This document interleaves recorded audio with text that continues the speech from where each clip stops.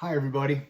This is going to be the first in a series of video lessons on left-hand technique as it applies to your 3-octave arpeggios in the Carl Flesch scale system.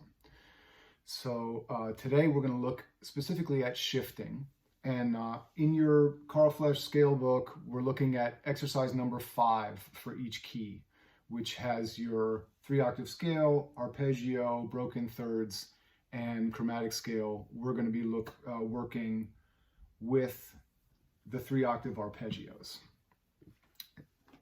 And as I said, we're going to look at shifting today, but in the coming days, we're going to have lessons on your hand position and hand shape, intonation, double stop technique, and building velocity, building speed up and down your 3-octave arpeggios.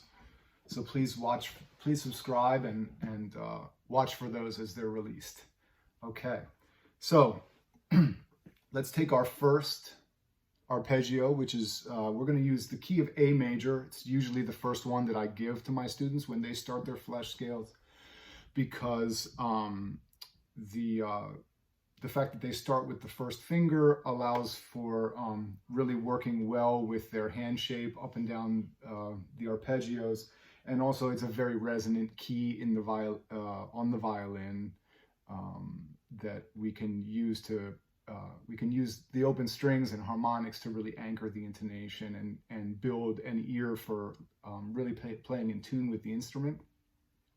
And also it doesn't go up too high on the fingerboard yet. As we get into D, E, F, that are a little bit higher up on the fingerboard. So here we go. We'll start with the A minor scale, arpeggio rather. And so this one we just have shifts with the first finger. All right.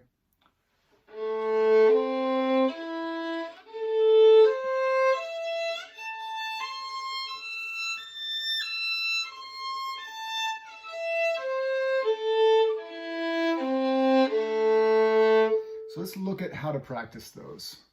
All right, so the first shift we have is from E to A, first position to fourth.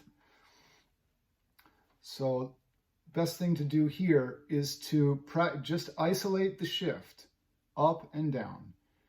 So we're just going to go back and forth, and we're going to keep repeating it until you really have it sounding and feeling and looking exactly how you want it.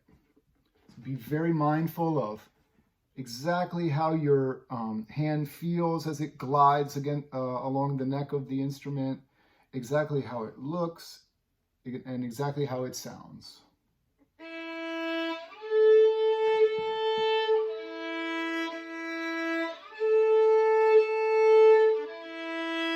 And what you want to do is keep as your hand moves, as you shift, you want to have the lightest possible touch of your finger on the string without actually taking the finger off the string. And really hear your finger all the way up to the A and all the way down. Hear your finger gliding. Really listen for it. Lighten the bow also as you shift, because eventually we're going to want to do these a little bit quicker, and we're going to want to hide the shift. And we do that by really lightening the finger and also covering it a little bit by covering the sound of the shift by lightening the bow as well. So get that looking and feeling, sounding exactly how you want. Same thing with this one. We can just go back and forth. Nice hand shape. Keep in mind, when you're shifting, you want to keep all your fingers curved over the fingerboard so that they can drop exactly where they need to go without too much or little, if any, adjustment of the hand once you're in that position. We'll get into that a little bit more in the lesson on your hand position and hand shape. And then once you're up at the top, in this minor and major arpeggio, we're just going back the same way we came. So you can practice those in the same manner. Now let's look at our F sharp minor arpeggios, which is the third one, okay? This one's a little bit different because the shift involves 2 fingers now. So the old, what I call the old finger, is the second finger F sharp, and the new finger is the first finger A. So let's look at exactly what's gonna happen there, or what should happen there. So once you get to your F sharp, you want the first finger to go down very lightly on the string, on the D string there, and then shift with the first finger, okay?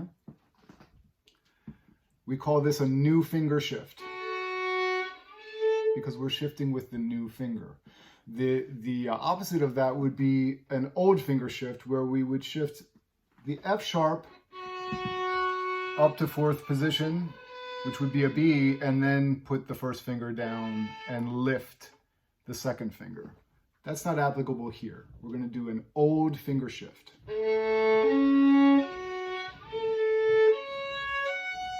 So again, here, first finger down lightly on the string before you shift, as you're playing the F sharp second finger.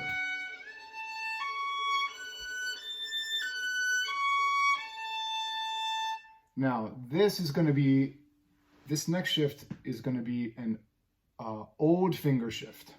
Okay, so we're going to use the first finger to shift back down to 4th position, which will be an E on the A string, first finger in 4th position.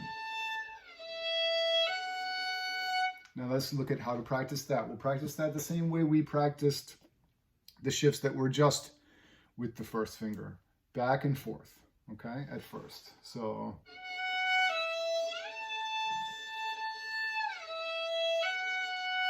the shift itself is, which we've already practiced in the minor, A minor and A major arpeggios, but the difference is that the second finger drops at the end of the shift.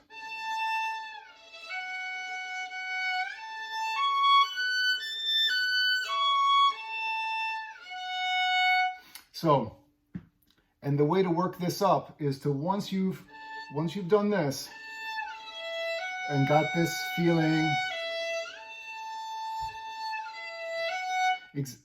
and sounding exactly how you want, then you can start shortening this guide tone. What do I mean by guide tone? The guide tone in this situation is the E. That's our guide tone.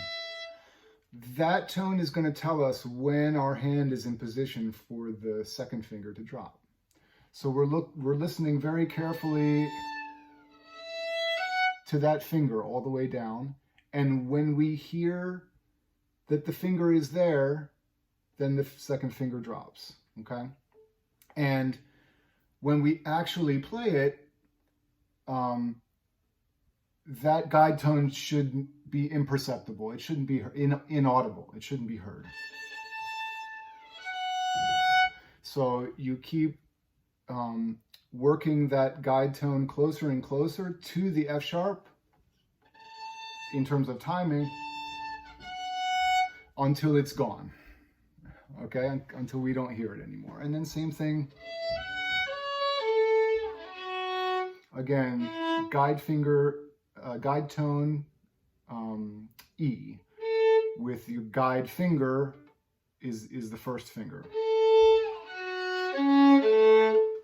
Okay, now we can apply that same principle. Let's look at the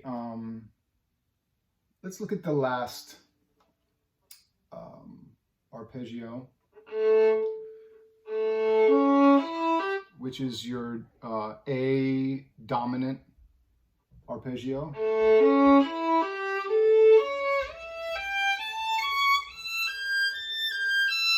Same thing here. Let's look at the downward shift. So again, first finger is your guide finger, and A is your guide tone.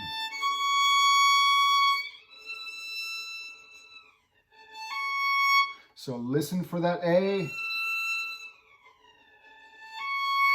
Make it as soft as possible. Lighten the bow, lighten the finger, and keep making that guide tone shorter.